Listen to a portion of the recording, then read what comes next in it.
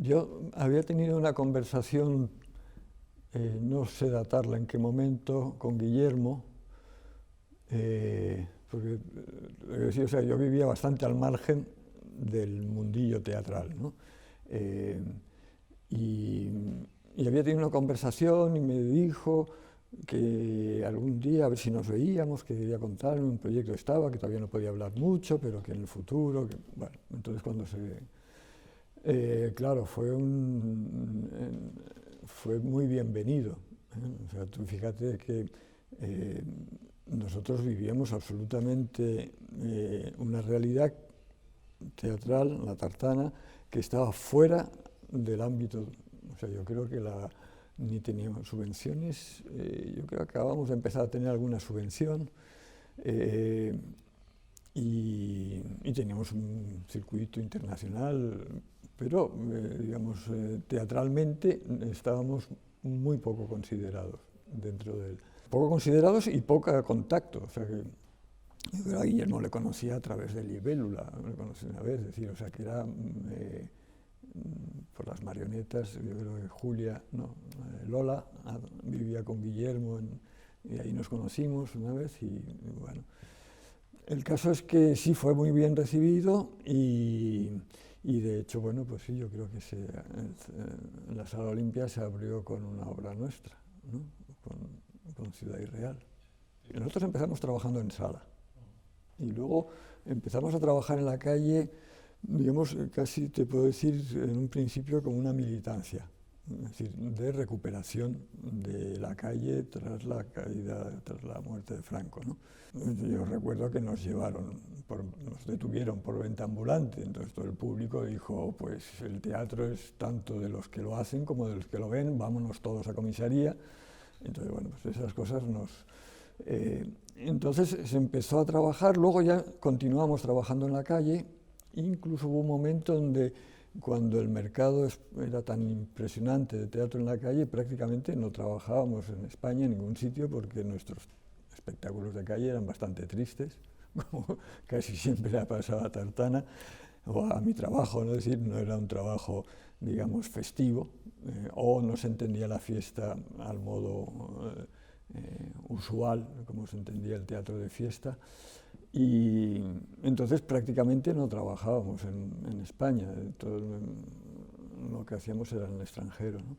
Entonces Ciudad Irreal sí supuso un cambio. Pues Tartana nació como un colectivo sin director, pues como tantos otros, como de autoría compartida, dirección compartida, de todos los trabajos compartidos. Y tras una crisis fuerte, de repente decidimos cambiar y era la primera vez que yo dirigía. Y fue Ciudad Irreal la primera obra que se había estrenado anteriormente en el Festival Internacional de Teatro en la Calle, en lo que eran los muelles de carga del Mercado del Pescado, en mayo. Y después de ahí pues, se volvió a presentar ya como en un teatro,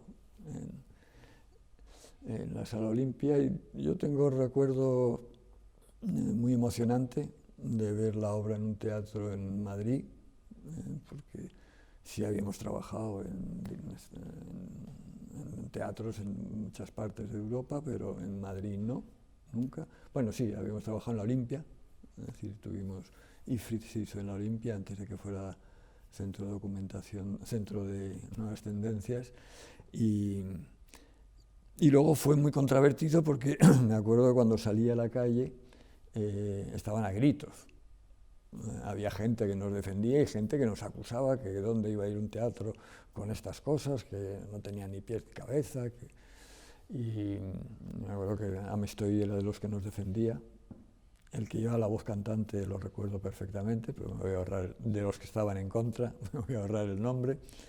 Y entonces fue para mí también un bautizo de cara al mundo teatral en lo más bonito que puede tener.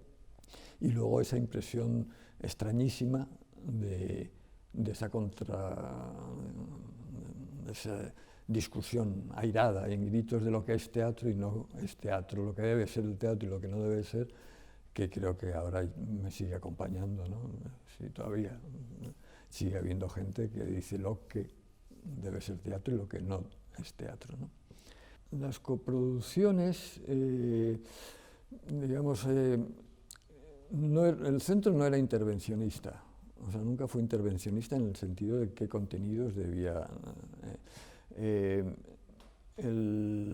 entonces había algunos que aportaban dinero y organizaba el estreno, ¿no? Que fue el caso, pues, yo creo que Última Toma, Otoño, yo creo que también lo coprodujo el Festival Internacional y el Centro de Nuevas Tendencias, y se estrenó en la Sala Olimpia, dentro del Festival Internacional, pero yo creo que era coproducción también. Y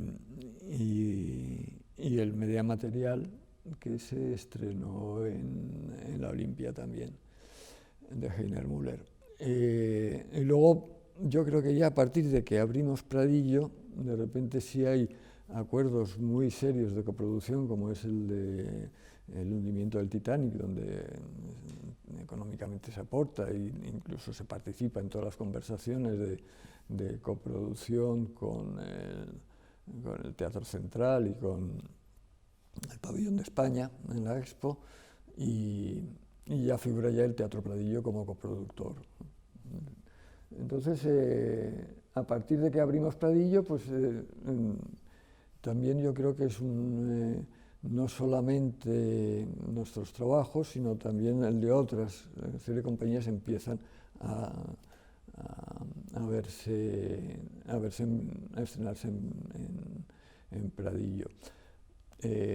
Hay veces que corría el riesgo de convertirse en una sala B, es decir, pero bueno, ahí tuvimos siempre un diálogo bueno. Teníamos un acuerdo de que, aparte de las cosas que el centro nos podía proponer, nosotros proponíamos algo de nuestra programación que ellos iban a coproducir, que fue el caso de Matando Horas, fue el caso de Rodrigo García, fue el caso de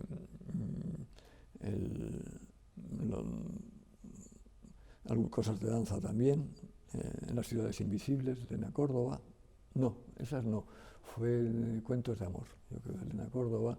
Hubo una serie, tanto en danza como en teatro, cada año hacíamos 2 producciones en coproducción. Y cosas curiosas, ¿no? Por ejemplo, hubo una cosa bonita que fue Canción de Isla Mariana, Canción desde Isla Mariana, del colectivo vasco de Legaleón, que Óscar Gómez Mata pensaba que iba a tener apoyo del gobierno vasco y no tuvo ningún apoyo, y de repente se vio con la producción en marcha y sin realmente dinero. Entonces llegamos a un acuerdo entre Pradillo, el Centro de Nuevas Tendencias y la Universidad de Salamanca de coproducción, en el cual nosotros, por ejemplo, que no teníamos dinero, pero sí aportábamos local de ensayo, construcción de escenografía, el diseño de la escenografía, también lo hice yo y formaba parte de la coproducción. La Universidad de Salamanca daba residencias de ensayo y de trabajo, y el Centro de Nuevas Tendencias aportaba economía, que era y luego pues se estrenó en Pradillo y en Salamanca. Y entró en gira, yo creo, hizo gira en la red de teatros nacional del Estado, no me acuerdo cómo se llamaba entonces, pero fue un intento promovido por el Centro de Nuevas Tendencias de esos espectáculos que tienen tan difícil, que decían, cuidado, que tenían tan difícil cabida en teatros grandes, pudieran girar, y se hizo una gira de 10 plazas en el Estado, que luego no se volvió a repetir, pero bueno, fue un intento más. Tiene una doble cara, es decir, que es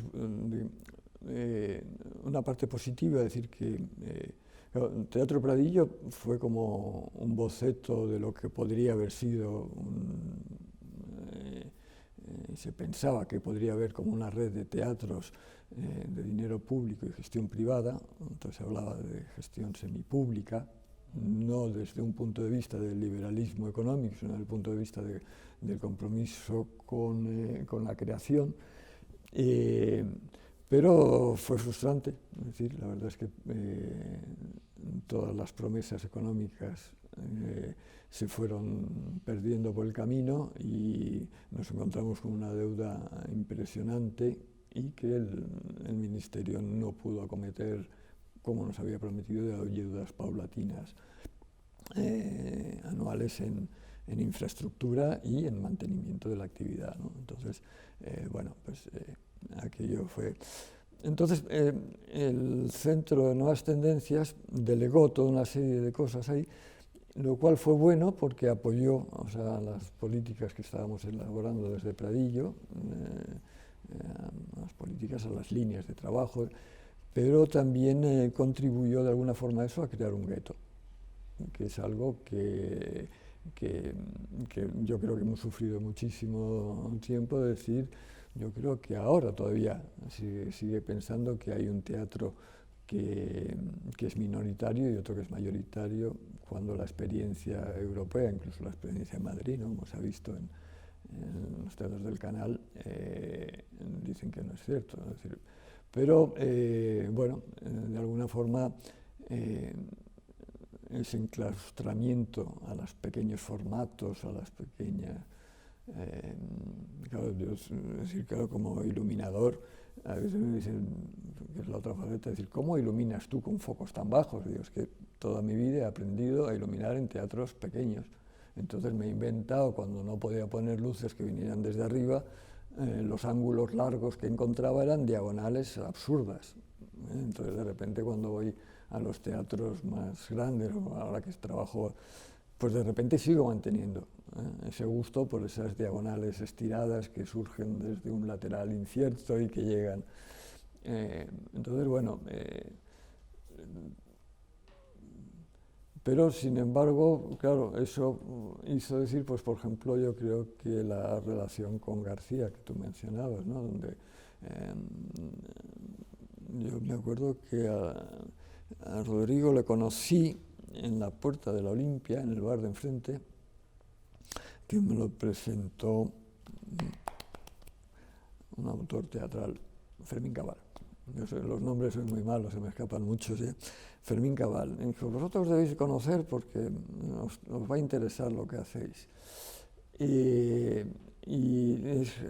cuando estábamos haciendo Media Material en la Olimpia.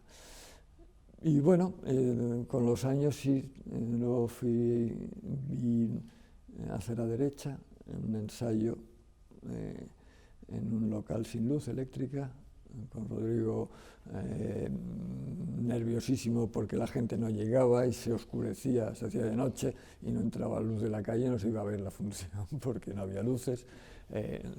Y de ahí, bueno, pues nació un interés de colaborar y de trabajar que ha llevado una amistad de muchos años, primero así como dialogante, ¿no? Es decir, ahora les llaman, les ponen nombres, ¿no? Pero sobre todo hablábamos. Es decir, Matando Horas se ensayó en Brunete, en el local de ensayo de Tartana, se construyó allí la escenografía y se estrenó en Pradillo. Y mantuvimos un diálogo, es decir, no sé, yo recuerdo una vez de llegar a Brunete y no encontrar en la sala de ensayo, estaba en un bar y encontré a Rodrigo muy afectado porque acaban de cortar un trozo de la obra, habían decidido cortar y eso lo sufría muchísimo Rodrigo, ¿no? Yo creo que sigue en un debate continuo, ¿no?, con su propio trabajo y con... Entonces, bueno, pues de ahí ha habido una amistad que se ha ido labrando primero en todo el terreno profesional y luego pues, pasó a lo más personal y a ser como... Y bueno, pues sí, yo creo que hubo una obra que fue como importante, fueron Los Tres Cerditos, que fue clave. Además es curioso, es una obra donde él decidió no escribir, tomarse un descanso a la escritura. ¿No? Eso lo ha hecho en 2 ocasiones, en esa y en El Dinero, que se hizo en La Cuarta Pared. Son obras que son, para mí son obras emblemáticas, como de alguna forma suponen cambios en su trayectoria importantes, ¿no? Es como decir, es como entrar en otra escritura, reflexionar, dar tiempo a otra forma de escribir que no es solamente una escritura visual, una escritura... y Los Tres Cerditos pues se hizo así con muy poco dinero. Él por primera vez se metió a una estructura no lineal. Siempre había sido unas estructuras complejas las de la escritura y la de las obras de Rodrigo, pero ahí era muy fragmentaria. O sea, había fragmentos de Hart Hartley, del cine, de Naumann, Bruce Naumann, como escritor, es decir, empleaba textos de Bruce Naumann. Bueno, pues, y tenía como un referente, me acuerdo que hubo un diálogo muy bonito al final.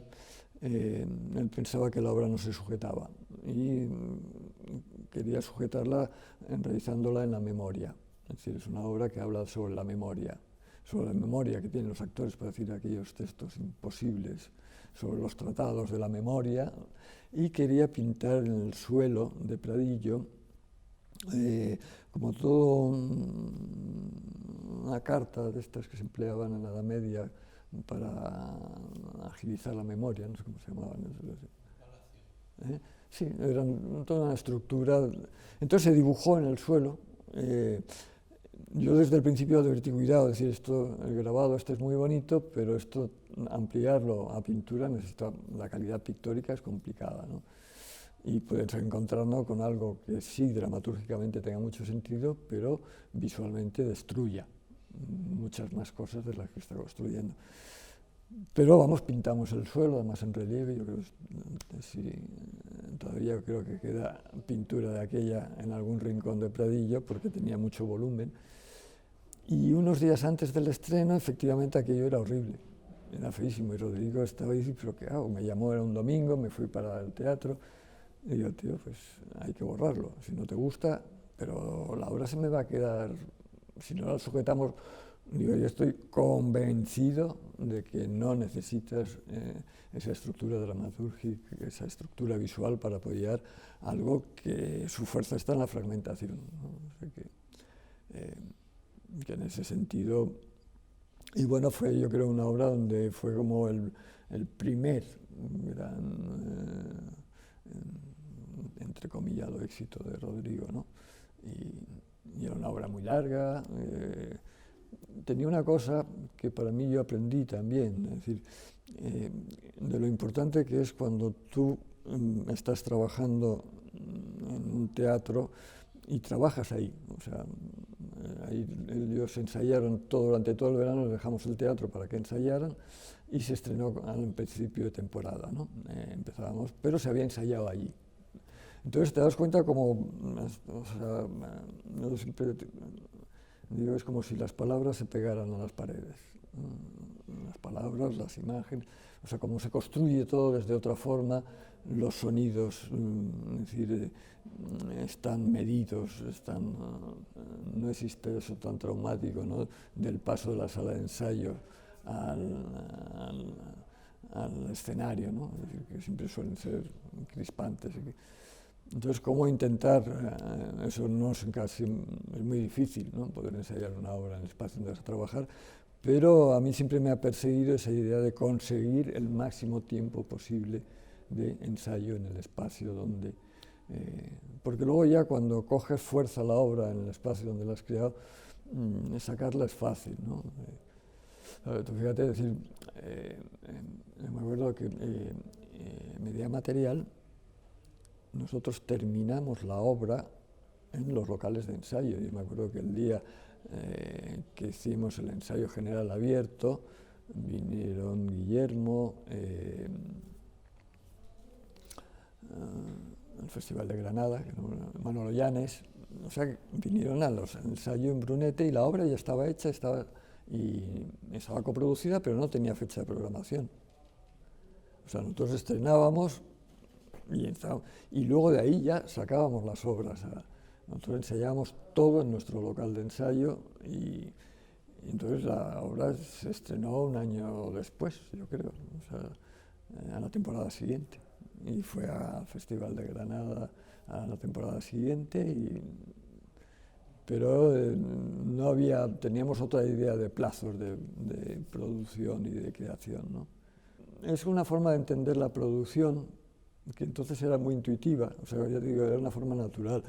Pero claro, yo estaba, es decir, Rodrigo se fue al bar durante la función y estuvo dibujando las servilletas y nos dio los dibujos. A mí me dibujó planchando porque yo planché los pantalones de todos los actores que iban con trajes de Armani impecables y yo sé planchar.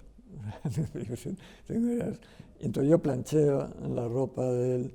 Entonces, es decir, a mí siempre me ha gustado eso, decir, dirigir un teatro pequeño, pero y meterme en las manos en la masa, cortar las entradas, es decir, informalizar también en todo lo que pueda el gran rito que es, y para dar la importancia al rito verdadero, ¿no?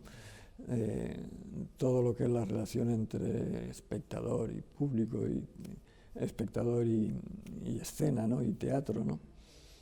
Entonces buscar como esa forma orgánica, entonces eso fue entonces para mí fue una satisfacción muy grande de que aquella obra cogiera la fuerza que cogía, que tuviera, digamos, la repercusión que tuvo, y también un fortalecimiento de esa creencia en que el teatro se puede producir desde una forma menos industrial o menos, o sea,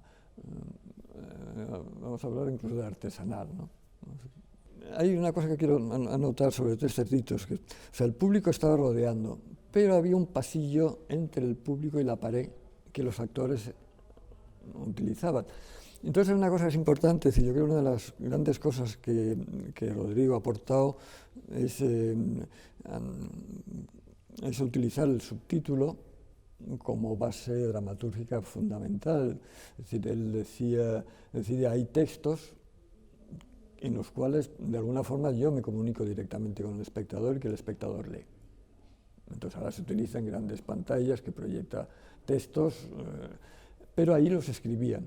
O sea, en un principio, es decir, donde el espectador empieza a leer en la última obra que presentó en Madrid,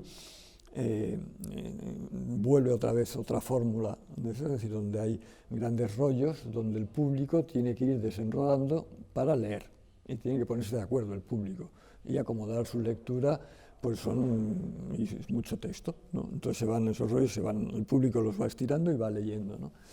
Entonces, siempre es algo que a García le ha interesado, es buscar esas otras fórmulas de otra comunicación desde el escritor o desde la escena con el espectador. Con respecto a la Olimpia, sí, fíjate, tanto Ciudad y Real, que Ciudad y Real era una obra con un formato muy pequeño y quedaba como en el escenario de la Olimpia, que era grande, quedaba encajadito ahí. Y nosotros no utilizamos ni afor ni nada, pusimos nuestra estructura metálica, nuestros focos, nuestros cables, ¿no? Llevamos los cables medidos, ¿no? Numerados y medidos. Y Última Toma también se hace en formato a la italiana tradicional, pero ya Medea Material buscamos ese otro formato que tenía la posibilidad, era muy complicado en la Olimpia, que era dejar escenario llano y gradas. Entonces, Medea Material se hace en ese formato, que para mí siempre ha sido, digamos, mucho más agradable. Es decir, incluso yo opino que es más democrático, es decir, en el sentido de que iguala más a todos los espectadores, ¿no? No hay tanta diferencia entre la primera fila y la última. Es decir, yo creo que incluso decir, la mejor visión está en el medio de la sala, no cabe duda decir. Y también cambia la perspectiva, es decir, el el primer plano es muy próximo. O sea, el plano central es el medio del escenario, no es el primer plano que en el teatro a la italiana gana. Entonces, eso da otro tipo de tratamiento a todo lo que es visual, ¿no? El teatro a la italiana es muy la hegemonía de la perspectiva y el único punto de vista, ¿no? Es decir, mientras que el teatro con gradas y suelo y actores a pie de grada da otro tipo de relación, ¿no?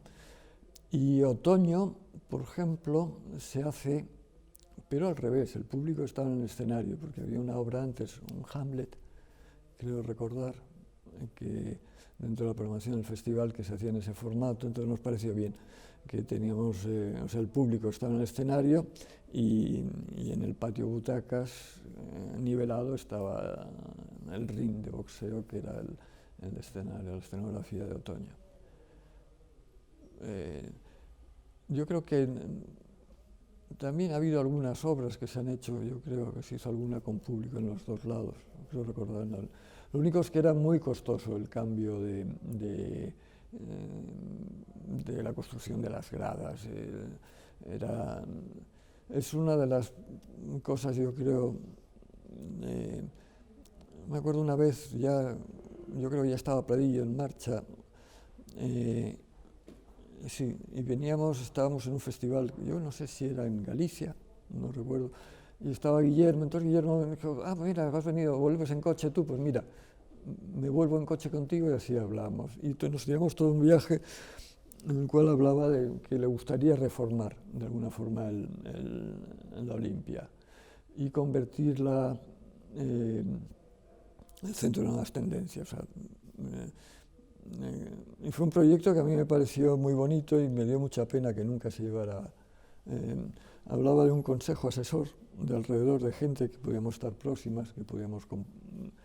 Hablaba creo recordar, de una mayor fuerza en el laboratorio, en la investigación, en suprimir exhibición y aumentar investigación, creación, laboratorio. O sea, de alguna forma, claro, yo siempre pensé que era desafortunado el nombre, ¿no? El Centro de Nuevas Tendencias, es decir, es una cosa que nunca, porque me acuerdo que en Italia, los grandes pensadores del teatro en Italia, siempre ha habido gente de buenas palabras y grandes palabras, ¿no?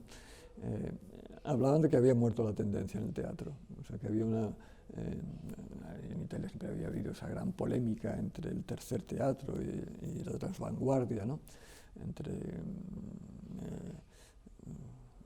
el Piccolo Teatro de Pontedera, el Festival Sant'Arcangelo, y lo que eran toda esta nueva generación, que eran Falso Movimento, Castellucci, bueno, toda una serie de gente que estaba empezando con otros principios muy diferentes.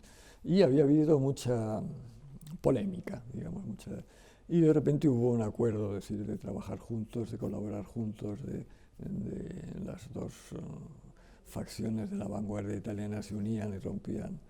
Entonces, de alguna forma,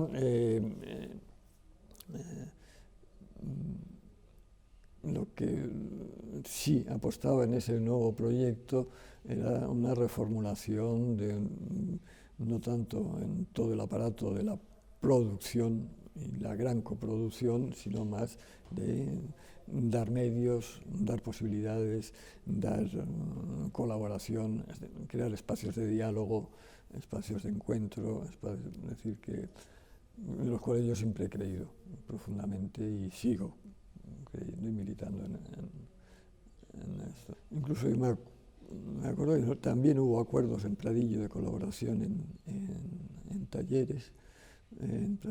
Incluso Guillermo dio un taller, hizo un taller, una propuesta de Guillermo que hizo con Blanca Calvo, entre teatro y danza. Y se hicieron unos talleres que se hacían en Pradillo.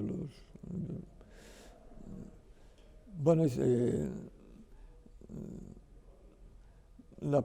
Para mí sí fue, o sea, el Centro de Nuevas Tendencias fue un espaldarazo, yo creo, a mí personalmente y al teatro, a todo lo que era el teatro menos convencional.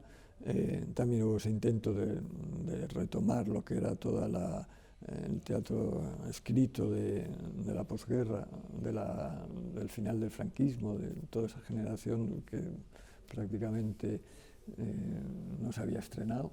López Mozo, no me salen más nombres, pero López Mozo, ¿no? Sí.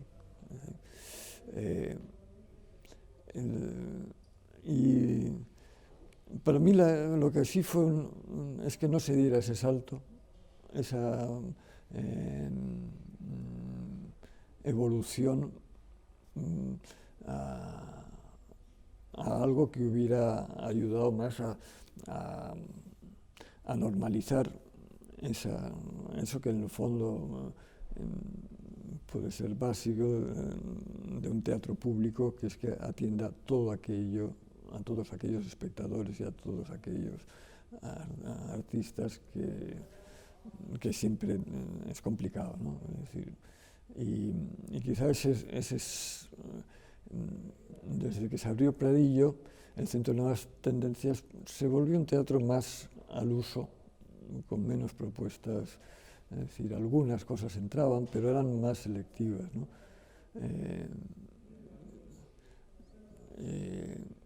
Y sin embargo, creo que hubiera sido posible, ¿no? Lo que pasa es que ya empezaba, se creaba eso, es decir, también Arena hacía cosas muy grandes y tenía un éxito internacional importante, y venía avalado como... Entonces todo aquello que era, que podía ser más experimental, o sea, no más experimental, es decir, menos solidificado, menos pasaba hacia Pradillo. Incluso había veces donde había cosas que parecía que salían mal y que se intentaban pasar a Pradillo, se buscaba la posibilidad, ¿no? Bueno, son... sin embargo, por ejemplo, el hundimiento del Titanic, que nosotros lo hicimos en Pradillo, era un espacio muy grande, lo único que hicimos en Pradillo es reducir el aforo, es decir, reducir el aforo para conseguir la gran profundidad que necesitaba ese espacio, ¿no? Que se estrenó en el Central y luego pasó a Pradillo, y en el Central lo hicimos con todo desaforado, o sea, con toda la profundidad inmensa que tiene el teatro, y luego se adaptó se había ensayado en Pradillo, cierto es, con eso, reduciendo aforo y ganando 3 metros así de profundidad, ¿no? Cuando abrimos Pradillo, hubo una crisis profunda en Tartana, ¿no? Otra de las grandes, o sea, Pradillo lo pone en pie Tartana, y Tartana había funcionado como un equipo estable de actores y técnicos y funcionaba. Y a lo largo de la construcción de Pradillo, a raíz de Otoño, entra una crisis profunda y decidimos que Tartana deja de ser un grupo estable y, sin embargo, de cada producción, a cada obra que se haga, podían variar los actores, ¿no? Y todos aquellos que querían acometer trabajos técnicos o trabajos de administración, pues continuarían en Pradillo, los demás pues. Entonces ese cambio supone que Tartana no iba a tener un repertorio disponible para hacer en cualquier momento. Entonces Pradillo sufre una transformación, deja de ser un teatro más de la Tartana, o sea, antes se iba a ser el teatro de la Tartana con invitados. Ya de repente es un teatro donde se asoma a una realidad mucho más amplia. Entonces, de las primeras cosas que empezamos a pensar es la danza, ¿no? Yo había conocido el proyecto anterior a la Dux, lo que se llamaba anterior a María Muñoz, a Malpelo, Y me acuerdo entonces hablé con Toni Cots, que estaba poniendo en pie en esos momentos algo parecido al Centro de Nuevas Tendencias, que se llama en Barcelona, que era Escena Oberta, Teatro Obert, y me habla de decir, mira, hay una coreógrafa que estamos apoyando con un teatro belga, con Klapstuk, y es madrileña y no tiene apoyo en Madrid de nadie, es decir, es Mónica Valenciano. Entonces, Mónica Valenciano se convierte en nuestra primera coproducción, nuestro apoyo, que igualmente no era económico, pero éramos darle pues toda una cobertura en Madrid de cara pues, a las necesidades que pudiera tener, ¿no?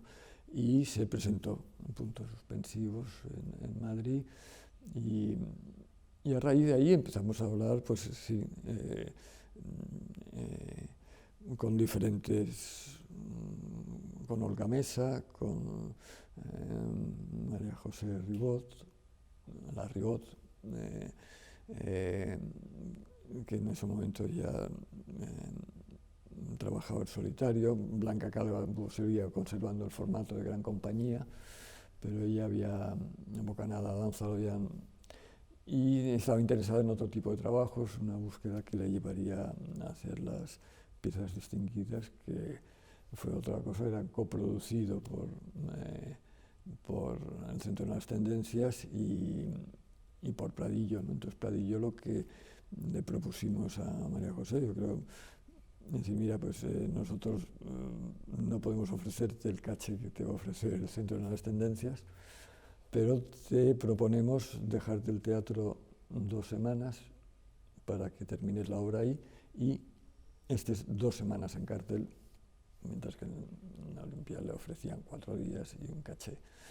Entonces ella echó cuentas y le mereció la pena esta propuesta y fue un gran acierto porque la obra se adaptó muy bien al espacio y luego le permitió que viniera mucha gente a ver la obra. Al estar 2 semanas en cartel, pues ya había más. Y allí pues vino Lois Kingdon y empezó todo su lanzamiento a Londres, a Europa y al ICA en Londres. Entonces, bueno, fue... Y luego llegamos a un acuerdo con ella, decir de que no íbamos a dar invitaciones.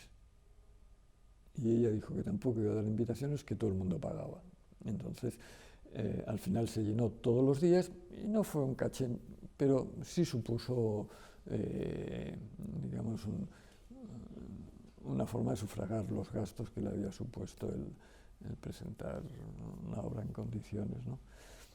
Entonces, bueno, fueron propuestas así que yo creo que... Entonces, esa generación, yo creo que es una generación, hay que pensarla, situada históricamente, es la primera generación de coreógrafos, yo incluso metería también al teatro, es decir, de alguna forma de gente que se ha ido fuera. O sea, en la danza había una necesidad de estudiar fuera, entonces quitando la Ribot, que nunca se fue a estudiar fuera, pero que su inquietud la llevó a buscar otras maneras de que no es el formato de producción, de coreografía, de bailarines, de repeticiones, de unísonos, y vuelven, pues, Olga Mesa, que había estado en Nueva York, Elena Córdoba, que había estado en París. Entonces, toda una generación que regresa. María Muñoz, que había estado en Holanda, Ana Buitrago, que había estado en Holanda. Entonces, de repente empieza a ver, Antonio Fernández Lera había sido invitado como escritor, como pensador de la escena, al Festival de Klapstuk. Entonces, él empezó a tener contacto con un equipo que trabajaba en Lisboa, Forum Danza, y nos puso en contacto. Entonces empezó a haber una relación muy estrecha con los coreógrafos portugueses, y hubo hitos como varias muestras de danza portuguesa en Pradillo,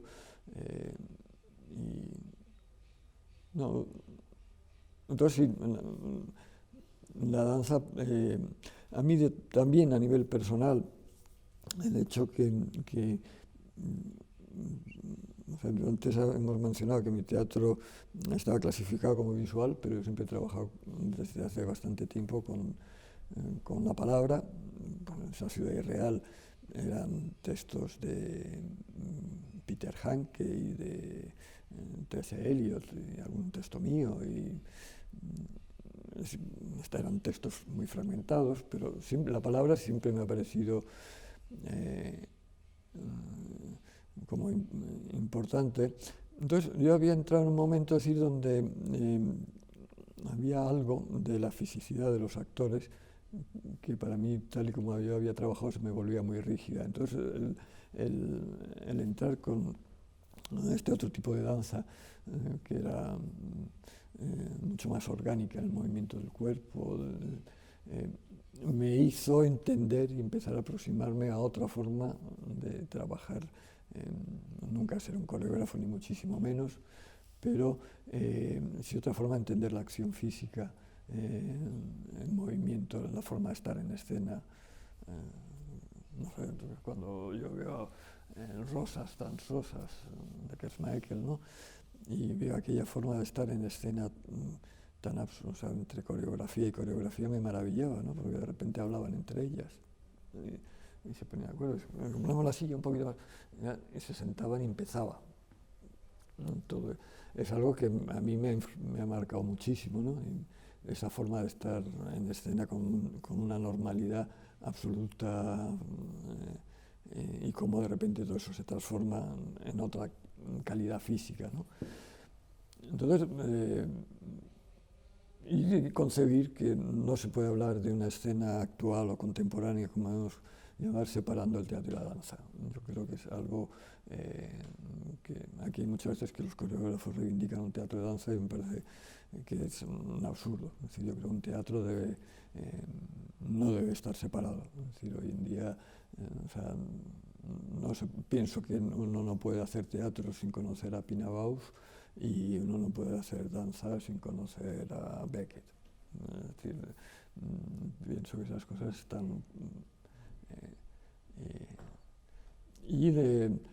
son de esas cosas que, por ejemplo, el Centro de Nuevas Tendencias se abrió a los dos, pero siempre diferenciaba en la programación. Es decir, ahora toca la nueva danza, ahora toca las obras de teatro normales, ahora toca las fronteras del teatro, ahora toca... Yo pienso que yo siempre abogar que las cosas se pueden mezclar con mucha más normalidad y mucha más naturalidad y ir creándose públicos que puedan asistir tanto a la danza como al teatro, un teatro más basado en el texto, incluso en un repertorio entendido hoy en día, ¿no? Como desde otro punto de vista, ¿no? Como,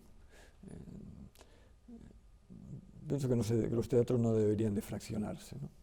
Nunca lo había pensado así en paralelo, es coincidente, pero claro, o sea, mi separación de Tartana y de Pradillo viene por una radicalización del lenguaje. Es decir, y por sigo con la misma cosa que ya he mencionado, buscar formas de producción más orgánicas, más cercanas a como yo... entonces, incluso Tartana se había convertido para mí y Pradillo en una estructura rígida que no me permitía trabajar de otras maneras.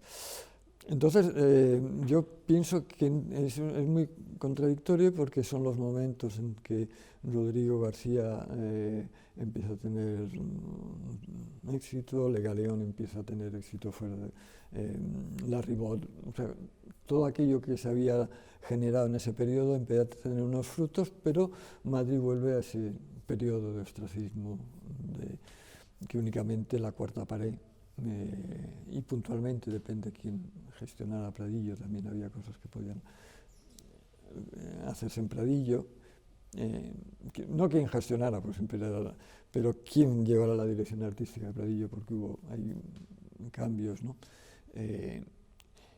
Entonces hay un momento, sí, aparece Angélica Lidl, que Angélica Lidl es coetánea también a toda esta generación, ¿no? O sea, es un poquito mayor, ¿no? Pero todo lo que son, pues los que habíamos hablado, estos coreógrafos, y Rodrigo García, y y Angélica Lidl pertenecen prácticamente, es la misma generación. Lo único que Angélica va por su aire fuera de todo, pues es autoproduciéndose después de trabajar en esos sitios horribles de la costa de animación. Pero ya hay momentos donde realmente, bueno, no sé, yo creo que tampoco en estos momentos volvemos a tener otra vez una situación en la cual aquello que no entre dentro de los formatos habituales es difícil de que se pueda ver en Madrid. O sea, ya las compañías tienen dificultades para encontrar espacios. Está Conde Duque, parece ser que era un poco lo que era el canal, pero los teatros siguen siendo esos sitios infranqueables, parece, y defensores de baluartes del pasado, y que no permiten acceso a cosas nuevas o diferentes. Bueno,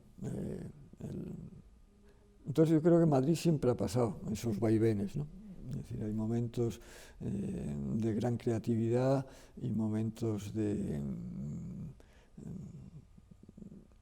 encerrarse. No sé, el resurgir de Pradillo, donde me estuve metido en los últimos años, los 3 años, entre 2012 y 2015, ¿no? Con Getsemaní de San Marcos. Y da pie igual otra vez a que en Madrid vuelvan a aparecer el hervidero, que es de gente. Ahora hay un montón de gente muy joven haciendo propuestas muy serias y que no tienen casi cabida en Madrid. Incluso ahora, fíjate, en Barcelona están acudiendo otra vez un montón de artistas madrileños que no tienen sitio aquí y de repente están, incluso en Barcelona, que siempre ha sido complicado, ¿no? Un terreno, pues están acogiendo propuestas así del underground madrileño, ¿no? Bueno, Madrid ha sido rico siempre y yo creo que esto que tiene esta ciudad, de ser una ciudad de acogida, es una ciudad con poca identidad. O sea, que la identidad es el que nos juntamos gente que viene de muchos sitios diferentes, ¿no? Había un teórico portugués que en la danza decía que había un eje en la danza que era Nueva York, Madrid, Lisboa, y que eran ciudades abiertas, ciudades muy abiertas. O sea, Lisboa es puerto de mar, es puerto de salida, es sitio de encuentro. Madrid es un sitio de llegada de gente de todas partes del Estado, y Nueva York es un centro donde también llegaba. Entonces, de alguna forma, yo creo que eso ha dado esta ciudad, es decir, donde tenga esa cosa de hervidero, de identidades complejas, diferentes, y ha habido veces que ese hervidero ha tenido caminos, cauces, como fue el Centro de Nuevas Tendencias, de repente lo fue, Pradillo lo fue, La Casa Encendida lo ha sido. Entonces, bueno, como esperemos que ahora se encuentre también. No recuerdo el nombre exactamente. Lo mismo me sale. Era una obra de Nice Company que se produjo Invictus, del Toro. Fue una obra supremamente polémica, se estrenó en Sevilla, yo creo, en una coproducción del Centro de las Tendencias, el Teatro Central y Nice Company, no sé, habría más productores. Y el estreno fue yo no estuve, pero debió de no ir muy bien. Nos llamaron a Pradillo a ver si se podía hacer en Pradillo esa obra, porque en la Olimpia era muy grande, que a lo mejor en la obra necesitaba más intimidad. Bueno, Luego en Madrid no fue muy bien de público, pero yo creo que mucha gente nos marcó muchísimo. Yo era fan absoluto de Nick Company, incluso de Epigonen, que era la compañía anterior de Jan Lauwers. A mí siempre me ha interesado muchísimo el trabajo de él,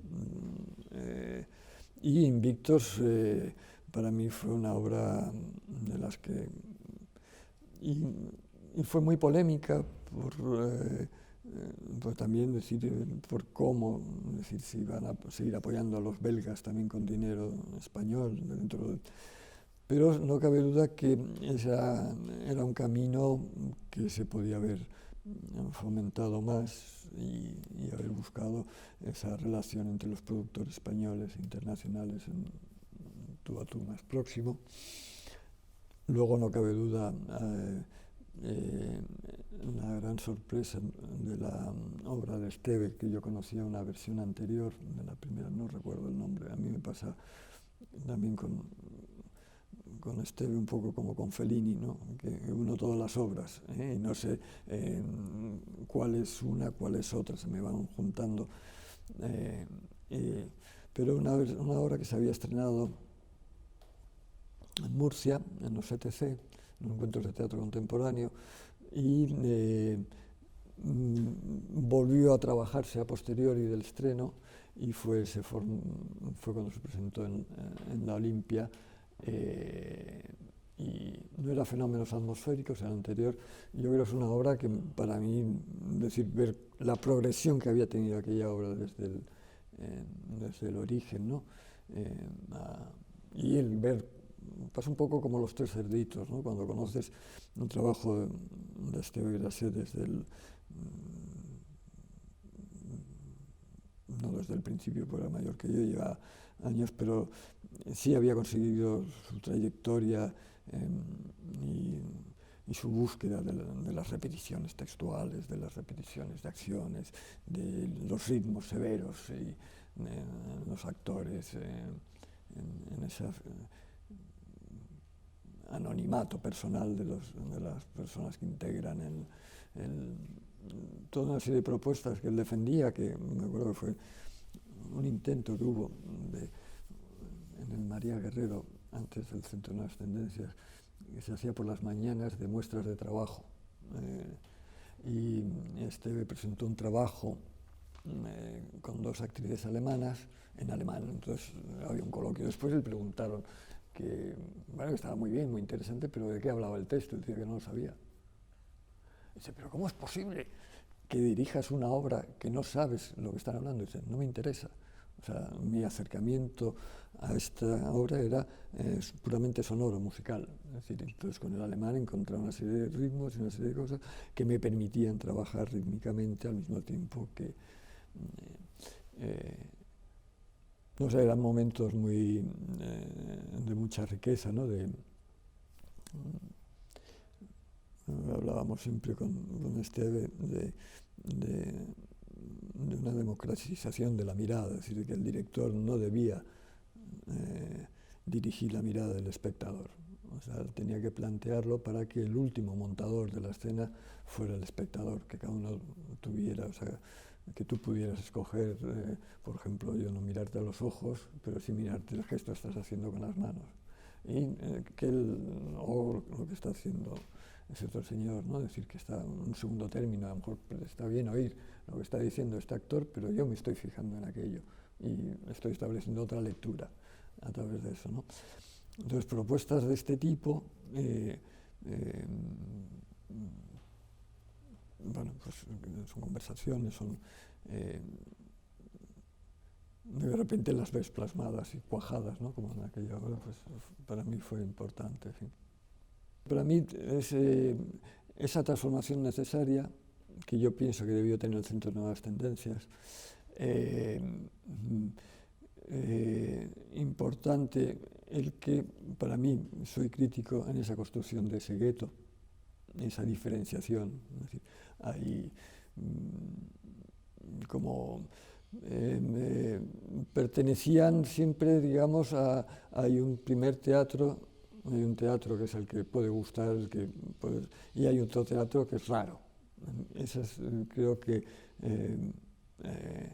depende de quién lo vea. Es decir, yo no he sido público de teatro habitual, yo he llegado al teatro por otros lados. Me acuerdo que me invitaron a un congreso sobre teatro y modernidad, con esta cuestión de decir, se hablaba sobre el periodo de modernidad y bueno, pues invitaron a un moderno actual para ver que... Y claro, todo el mundo hablaba del sí de las niñas de Narros, pero ninguno de los congresistas lo había visto, y yo sí lo había visto. Es decir, mi padre me llevó a ver el sí de las niñas al Español, y yo creo al Español, no me acuerdo. Y, yo me aburrí muchísimo, o sea, me pareció, con perdón,